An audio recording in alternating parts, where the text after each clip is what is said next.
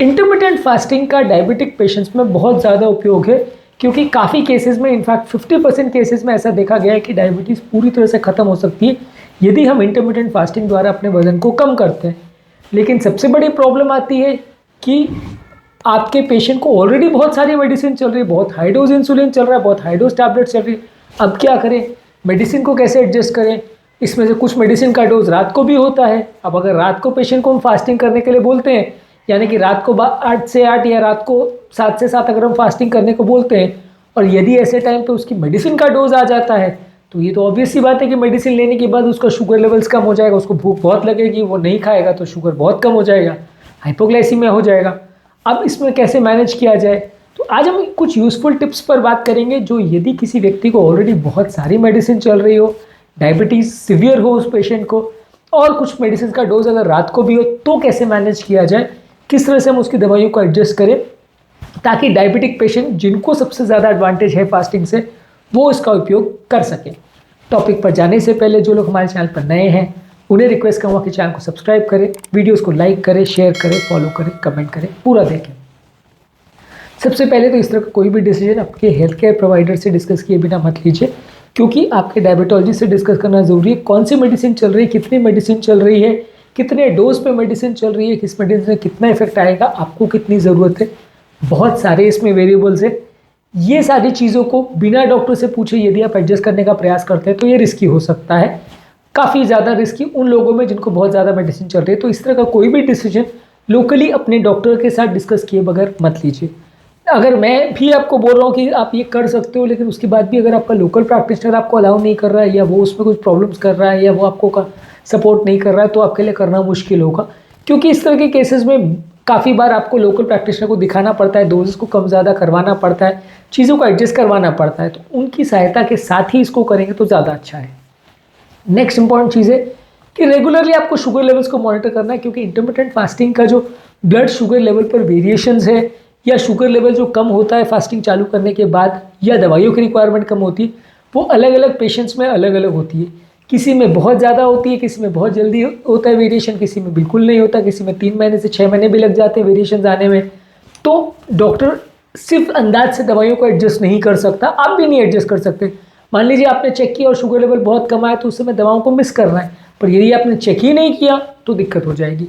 तो उसलिए आपको कोशिश ये करनी है कि बार बार अपने शुगर लेवल को चेक करिए। बिना घर पर ग्लूकोमीटर लिए इसको मैनेज करना बहुत मुश्किल है। यदि आप सिर्फ आसपास की क्लिनिक पर डिपेंड करोगे या हॉस्पिटल में जाके चेक कराने की सोचोगे, तो वो प्रैक्टिकली पॉसिबल नहीं है, क्योंकि हॉस्पिटल में जाके आप हफ्ते में 10-15 दिन में एक आध बार चेक करा पाओगे। घर पर ग्लूकोमीटर लेके आप चेक करोगे तो आप काफ़ी चांसेस है कि ज़्यादा बार भी चेक कर सकते हैं, और ये काफ़ी चीप भी है। 12 से 15 या मैक्सिमम 20 रुपये की एक स्ट्रिप आती है, आप उतने में चेक कर सकते हैं। आइडियली डेली, नहीं तो हफ्ते में एटलीस्ट 3-4 बार चेक करिए। तो इससे आपको पता रहेगा कि आपके शुगर लेवल में कितना सुधार, कितना बिगाड़ आ रहा है, दवाओं की डोज को चेंज करने की ज़रूरत है या नहीं है, और यदि आपका शुगर लेवल्स के अलावा कोई सिम्टम्स भी अगर आ रहे हैं तो भी आप उसको प्रॉपरली मॉनिटर कर पाओगे यदि आप प्रॉपर ग्लूकोमीटर को यूज़ करोगे डेली बेसिस पे। मान लीजिए आपको घबराहट, बेचैनी हो रही है, या आपको ऐसा लग रहा है कि भूख ज़्यादा लग रही है, तो उस समय एक्चुअल में हाइपोग्लाइसीमिया हो रहा है या नहीं हो रहा है, कैसे पता चलेगा? मान लीजिए जब हाइपोग्लाइसीमिया सीवियर हो गया तो फिर आप सडनली कंडीशन बिगड़ गई तो भी दिक्कत हो जाएगी। तो इसलिए वैसे केसेस में आपको ग्लूकोज लेवल को रेगुलरली मॉनिटर करना है, और मॉनिटर करके डिसीजन लेंगे तो ज़्यादा अच्छा है। अगर भूख लग रही है लेकिन हाइपोग्लाइसीमिया नहीं है, शुगर लेवल अगर 100 से ऊपर है, तो आपको उस समय फास्ट तोड़ने की ज़रूरत नहीं है। लेकिन अगर शुगर लेवल अगर 100 से कम है या 70-80 से भी कम है, तो फिर आपको उस समय फास्ट तोड़ना पड़ सकता है। अगले दिन फिर से आप फास्ट कर लीजिए, लेकिन उस दिन एटलीस्ट आपको कंटिन्यू मत करिए अगर आपका शुगर लेवल 70 से कम हो रहा है, क्योंकि वो डेंजरस हो सकता है। इस चीज़ का विशेष ध्यान रखिए। इसके अलावा हमेशा पास में ग्लूकोज पाउडर और हमेशा पास में ग्लूकागॉन का इंजेक्शन रख सकते हैं। ग्लूकोज पाउडर चीनी, बिस्कुट, चॉकलेट या बाकी किसी पदार्थ के बदले जल्दी असर करता है। बाकी सब आप शुगर वाली चीज़ें जो भी लेते हो उनको पेट में जाके अब्जॉर्ब होने में और असर दिखाने में, ग्लूकोज लेवल को बढ़ाने में टाइम लगता है, क्योंकि ग्लूकोज पाउडर आप डायरेक्टली खा लोगे या पानी के साथ पी लोगे तो जल्दी असर करेगा। इसके अलावा कोई भी इमरजेंसी सेटिंग्स के लिए आप घर पे ग्लूकागॉन का इंजेक्शन भी रख सकते हो। 1 मिलीग्राम का इंजेक्शन आता है, ये आप इमरजेंसी सेटिंग्स के लिए रख सकते हो, क्योंकि कभी कभार शुगर लेवल सडनली लो हो सकता है, और ऐसे केस में अगर पेशेंट अनकॉन्शियस हो जाए तो कुछ आपको करते घर पे नहीं बनेगा, अननेसेसरी पैनिक हो जाएगा, तो उस समय चमड़ी में ग्लूकागॉन का इंजेक्शन दे दीजिए तो पेशेंट को जल्दी होश आ जाएगा 15 मिनट में, एटलीस्ट आपको हॉस्पिटल पहुंचने का टाइम मिल जाएगा। इसके अलावा आपको मेडिसिन के टाइमिंग्स को प्रॉपरली एडजस्ट करना है। टाइमिंग्स को एडजस्ट करने के लिए सबसे इंपॉर्टेंट रूल ये है कि रात के टाइम आप कोई भी मेडिसिन मत दीजिए जब पेशेंट का फास्टिंग चल रहा है। उस समय ना तो आपको इंसुलिन का डोज दीजिए, उस समय ना तो आप कोई मेडिसिन दीजिए। रात के टाइम जो भी मेडिसिन है वो थोड़ा पहले शिफ्ट करना पड़ेगा। मान लीजिए अगर किसी का मेडिसिन का डोज 8-9 बजे के आसपास आ रहा है या 10 बजे आ रहा है या सोने के जस्ट पहले वो इंसुलिन लेता है, तो उसको आपको जल्दी करके 8 बजे के बदले 5-6 बजे जब वो खाना खा रहा है लास्ट, या 7 बजे खाना खा रहा है तब ले ले, उसके बाद कुछ ना ले, उसके बाद कोई इंसुलिन या इस तरह का मेडिसिन ना ले, क्योंकि उसके बाद आपने खाना नहीं खाना है तो आप उस टाइम में अगर मेडिसिन लोगे तो शुगर कम हो जाएगा, क्योंकि ज़्यादातर मेडिसिन अपने 2-4 घंटे के अंदर ही सबसे ज़्यादा असर करती है। तो अपनी मेडिसिन को एक तो समझिए, मेडिसिन के टाइमिंग को एडजस्ट करवाइए आपके डॉक्टर के साथ कि कौन सी मेडिसिन है जो रात का डोज है उसको थोड़ा खाने वाले विंडो में करिए। अब मान लीजिए कोई टैबलेट का डोज आपका सुबह 6 बजे 8 बजे का था और आपको मान लीजिए सुबह का टाइम फास्टिंग करना है, नाश्ता मिस करना है, 16 घंटे की फास्ट करनी है, तो वैसे टाइम पे आप सुबह का डोज नहीं ले सकते, उसको आपको थोड़ा दोपहर की तरफ शिफ्ट करना पड़ेगा। तो ये टाइमिंग का जो एडजस्टमेंट है आपके फास्टिंग शेड्यूल के हिसाब से आपको करना पड़ेगा। आपके मेडिसिन को भी समझना पड़ेगा। कुछ मेडिसिन ऐसी होती है जो जल्दी असर करती है, कुछ मेडिसिन ऐसी होती है जो धीरे असर करती है, कुछ मेडिसिन बहुत ज़्यादा शुगर नहीं कम करती है, कुछ मेडिसिन बहुत ज़्यादा शुगर कम करती है। तो कौन सी मेडिसिन आपको चल रही है इस पर भी विशेष ध्यान देना ज़रूरी है। यदि इस मामले में आप गड़बड़ करोगे और बहुत स्ट्रॉन्ग वाली दवा रात के टाइम ले लिया, फास्टिंग के टाइम ले लिया, तो आपको फास्ट करना मुश्किल होगा, सीवियर रिएक्शन या हाइपोग्लाइसीमिया भी हो सकता है। और माइल्ड मेडिसिन भले आप चाहो तो रात में भी ले सकते हो, लेकिन किस तरह का आपका मेडिसिन का रिस्पॉन्स पैटर्न है वो थोड़ा सा बेसिक आइडिया आपको होना चाहिए। इसके अलावा यदि आप इंसुलिन वगैरह भी ले रहे हो तो फास्टिंग, खासकर आप लंबी फास्टिंग जब कर रहे हो तो शॉर्ट एक्टिंग इंसुलिन उस टाइम पे मत लीजिए। लॉन्ग एक्टिंग इंसुलिन आप उस टाइम पे मे भी ले सकते हो, पर लेकिन कोशिश करिए कि आप कोई भी इंसुलिन का डोज फास्टिंग के विंडो में ना ले तो ज़्यादा अच्छा है। इसके अलावा ऐसी दवाइयों को चूज़ करिए जो शुगर लेवल बहुत कम नहीं करती है, जैसे कि मेटफॉर्मिन। मेटफॉर्मिन जो है इंसुलिन रिसेप्टर्स पर काम करती है और इसमें आपका शुगर लेवल बहुत कम नहीं होता, यानी हाइपोग्लाइसीमिया नहीं होता। इसको आप डोज बढ़ा के ज़्यादा भी ले सकते हैं। इसके अलावा आप SGLT2 इनहिबिटर्स यानी कि डेपाग्लिफ्लोजिन, एम्पैग्लिफ्लोजिन, कैनोग्लिफ्लोजिन, ये जो मेडिसिन आती है ये मेडिसिन को प्रेफर कर सकते हो। ये काम करने का इनका तरीका अलग है। ये पेशाब में ज़्यादातर शुगर को निकाल देती है, तो बॉडी का एक्सेस शुगर यूरिन में निकल जाता है, तो ब्लड शुगर लेवल्स कम हो जाते हैं और आपको इंसुलिन की ज़रूरत कम पड़ती है या टैबलेट्स की ज़रूरत कम पड़ती है। आपका वज़न भी ये कम करता है, ये इसका एडिशनल एडवांटेज है, क्योंकि ये ऑन एन एवरेज 4-5 किलो तक वज़न भी कम करता है। तो आपको वैसे भी वज़न कम करना है, ये आपकी मदद करेगा और लॉन्ग टर्म हार्ट और किडनी को भी काफ़ी प्रोटेक्ट करता है।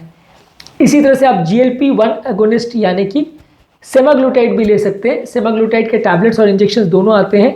ये थोड़ा सा कॉस्टली थेरेपी है, ऑन एन एवरेज 10-15 हज़ार रुपये महीने का थेरेपी आता है। डेपाग्लिफ्लोजिन, एम्पैग्लिफ्लोजिन काफ़ी सस्ता आता है, वो महीने का आप 10 रुपये का टैबलेट के हिसाब से हिसाब लगा लें तो महीने का 300-400 रुपये का थेरेपी है। लेकिन सेमाग्लूटाइड जो इंजेक्शन वगैरह हैं, ये टैबलेट्स और इंजेक्शन दोनों ही महंगे आते हैं। 10 से 15 हज़ार रुपये महीने तक की थेरेपी इसमें जाती है। लेकिन हाँ, ये भूख को आपकी काफ़ी कम करता है। GLP-1 रिसेप्टर्स पे ऐड करता है, भूख को काफ़ी कम करता है, तो इससे आपको फास्टिंग में मदद मिल सकती है। सिवियर रेजिस्टेंट केसेस में आप इसको यूज़ कर सकते हैं, खासकर पेशेंट अगर अफोर्डिंग है तो कर सकते हैं, क्योंकि कॉस्टली थेरेपी है, एटलीस्ट 6 महीने 1 साल भर तो यूज़ करना पड़ेगा। तो अगर पेशेंट उतना खर्चा अफोर्ड करने को तैयार है तो आप कर सकते हो, पर अदरवाइज़ आप इसको पहले फास्टिंग वगैरह स्टार्ट करिए, बाकी दवाओं से काम चलाइए। बाकी दवाओं से काम नहीं चल रहा है तो फिर इसको यूज़ करिए, पर ये थोड़ा सा कॉस्टली है, तो इसलिए हर व्यक्ति में हम डायरेक्टली इसको यूज़ नहीं करते हैं। इसके अलावा सल्फोनाइड यूरिया मेडिसिन जो है, जैसे ग्लिमिप्राइड, गिल्बेनक्लामाइड या ग्लाइक्लाजाइड, ये जो मेडिसिन सबसे ज़्यादा यूज होने वाली मेडिसिन है, ये भी बॉडी का इंसुलिन प्रोडक्शन बढ़ाती है और ये भी काफ़ी स्ट्रॉन्ग है। और यहाँ पे हमको बॉडी का इंसुलिन लेवल को कम करना है, जबकि बॉडी में ऑलरेडी ज़्यादा इंसुलिन है, इसलिए बॉडी इंसुलिन रेजिस्टेंट है। तो हमको वो मेडिसिन को यूज़ करना है जो शुगर लेवल कम दूसरे तरीक़ों से करती है। जो मेडिसिन इंसुलिन बढ़ा के आपके शुगर को कंट्रोल करती है, वो मेडिसिन को हमको अवॉइड करना है। तो सल्फोनाइड यूरियाज को आप कोशिश करिए कि उसको कम करके बाकी का डोज बढ़ाएं, और जितना जल्दी पेशेंट का शुगर लेवल कम हो जाए उसको आप बंद करने की कोशिश करिए, क्योंकि वो सबसे स्ट्रॉन्ग मेडिसिन भी है और हमारा जो पर्पज़ है इंसुलिन को कम करना उसको सर्व नहीं करती, उसका उल्टा काम कर रही है। तो इससे वज़न आपका बढ़ेगा, इसको आपको वज़न कम करने वाली मेडिसिन लेनी है। यानी जब कभी भी आप फास्टिंग कर रहे हो तो आपको इंसुलिन और सल्फोनाइड यूरिया ये दोनों मेडिसिन को अवॉइड करना है। DPP-4 इनहिबिटर्स यानी सिटाग्लिप्टिन, विल्डाग्लिप्टिन या टेनलिग्लिप्टिन, ये जो कॉमनली मेडिसिन आती हैं ये उतनी ज़्यादा शुगर लेवल्स को कम नहीं करती हैं और ये बहुत स्ट्रॉन्ग दवाई नहीं है, तो ये आप यूज़ कर सकते हो, लेकिन ये बेस्ट चॉइस दवा नहीं है।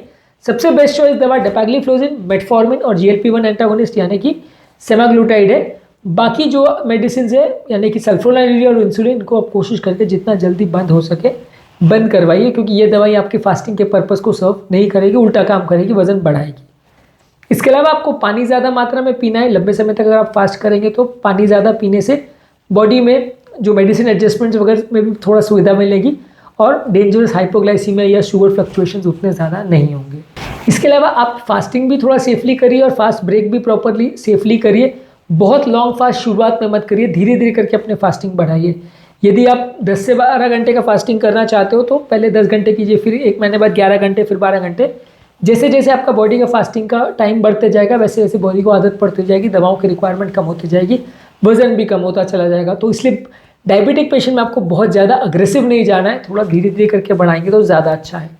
इसके अलावा अगर आपकी बॉडी में कोई हाइपोग्लाइसीमिया इससे रिलेटेड कोई सिम्टम्स या फीचर्स आ रहे हैं या प्रॉब्लम्स आ रही हैं तो आपके डॉक्टर के साथ डिस्कस करिए और उस समय अपना शुगर लेवल चेक करके अपना फास्ट आप ब्रेक कर सकते हो अगर शुगर लेवल ज़्यादा लो है तो। पर अगर ऐसा कुछ भी सिम्टम या प्रॉब्लम दिख रही है तो उसको प्रॉपरली मैनेज करिए, उसको इग्नोर मत करिए, नहीं तो प्रॉब्लम बढ़ सकती है। तो आज के टॉपिक में हमने बात करी कि यदि कोई डायबिटिक पेशेंट बहुत सारी शुगर की मेडिसिन ले रहा है और उसको अगर इंटरमिटेंट फास्टिंग करनी है तो क्या कर सकता है, क्या टिप्स को फॉलो कर सकता है, कौन सी मेडिसिन ले सकता है और क्या चीज़ों का विशेष ध्यान रखने की ज़रूरत है। उम्मीद करूँगा कि आज के टॉपिक में कुछ नई बातें जानने को मिली होगी। जो लोग हमारे चैनल पर नए हैं उन्हें रिक्वेस्ट करूँगा कि चैनल को सब्सक्राइब करें, वीडियोज़ को लाइक करें, शेयर करें, कमेंट करें, फॉलो करें, पूरा देखें।